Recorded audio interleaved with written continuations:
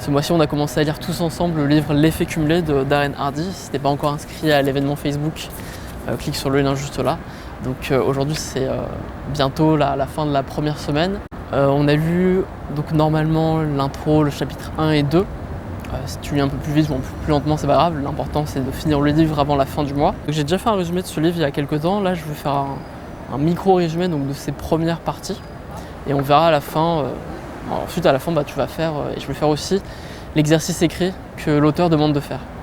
Donc déjà quelques points dont je n'avais pas parlé dans mon premier résumé, et qui pour moi sont les plus intéressants dans cette relecture, c'est plusieurs chiffres, plusieurs concepts.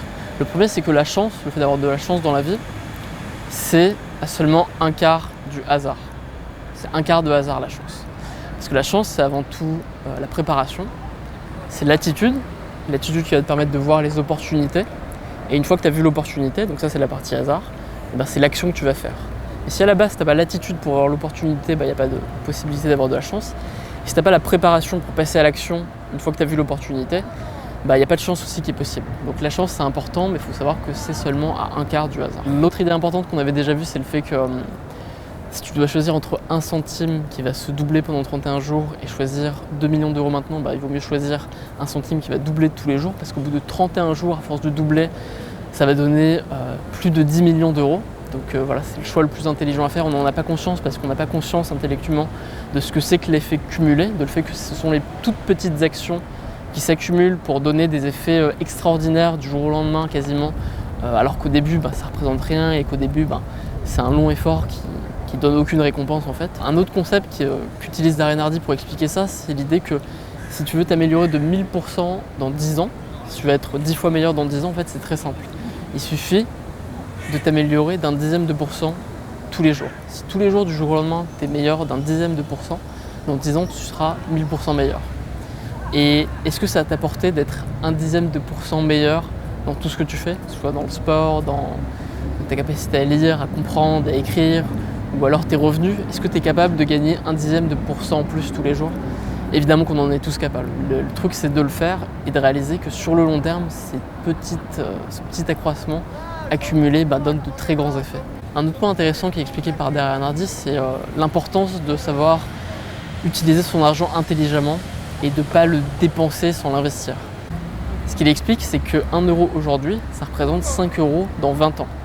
La raison de ça, c'est que si tu investis cet euro aujourd'hui, au lieu de le dépenser bêtement, et que tu l'investis dans quelque chose qui va te rapporter 8% au fur et à mesure du temps, sur 5 ans, avec l'effet cumulé, ça va représenter 5 fois plus d'argent. Quand tu as conscience de ça, tu dois avoir conscience qu'à chaque fois que tu mets 1 euro quelque part, que ce soit dans un café ou dans un truc vraiment inutile, dans une nourriture qui sert à rien, dans un vêtement inutile, tu dois réaliser que tu es vraiment en train de dépenser 5 euros et pas un seul euro. Et l'une des idées principales de ce début du livre, c'est que pour améliorer quelque chose, en fait, il suffit d'en avoir conscience et il suffit de le mesurer. Il suffit de mesurer ses calories pour en consommer moins, il suffit de mesurer ses dépenses pour dépenser moins, il suffit de mesurer ses améliorations pour s'améliorer de manière automatique. C'est aussi simple que ça. Il suffit de développer l'habitude de mesurer les choses. Alors évidemment, il ne faut pas essayer de tout mesurer dès le début si tu n'as jamais fait ça de ta vie, mais simplement prendre une habitude, une bonne habitude ou une mauvaise habitude, que tu vas mesurer totalement pendant cette semaine. Et pour ça, il faut toujours avoir sur soi un carnet dans lequel tu vas écrire avec un crayon et pour toujours voir si tu t'améliores dans tel ou tel domaine. Un autre point important dans cette première partie du livre, c'est l'idée que dans une relation, que ce soit une relation de couple ou même une relation de partenariat, de business, il faut savoir quel est le partage des responsabilités. Si je te demande là, dans ta relation de couple avec ta copine ou ton copain, à quel niveau, à quel pourcentage tu es responsable du succès ou de l'échec de cette relation? À quel niveau tu es responsable de votre relation en fait? La plupart des gens vont répondre à 50%. Voilà, 50% est sur moi et 50% est sur mon copain ou ma copine. Ça c'est une erreur, c'est la mauvaise manière de penser. La bonne manière de penser, c'est de se dire que tu es responsable à 100%. Pas à 80%, pas à 90%, à 100%. Tu es le seul responsable des relations que tu as avec les gens. Et c'est l'attitude qu'a Darren Hardy dans sa relation amoureuse, mais aussi dans ses relations de business en fait. Et il considère que quand il a mal recruté quelqu'un, il ne va pas essayer de le faire payer, il va assumer les conséquences et il va absolument pas essayer de récupérer de l'argent auprès de quelqu'un qui lui doit en réalité même plus de 100 000 $. Donc voilà pour les quelques idées intéressantes qui sont développées dans ces premiers chapitres. Si toi tu as vu d'autres idées, que tu as lu aussi le début de ce livre et que tu participes à ce projet, écris-le dans les commentaires et dis-moi les trucs que j'ai oubliés qui toi t'ont peut-être plus marqué. Et aussi si tu as lu ce début de livre, je tiens à ce que tu participes avec moi dans les commentaires aux réponses écrites aux questions que pose l'auteur. Donc il pose plein de questions pour savoir quelles sont les mauvaises habitudes, les bonnes habitudes, qu'est-ce que tu veux commencer à mesurer. Et voilà, je propose qu'on participe à ça ensemble et qu'on l'écrive dans les commentaires, ici ou sur la page Facebook.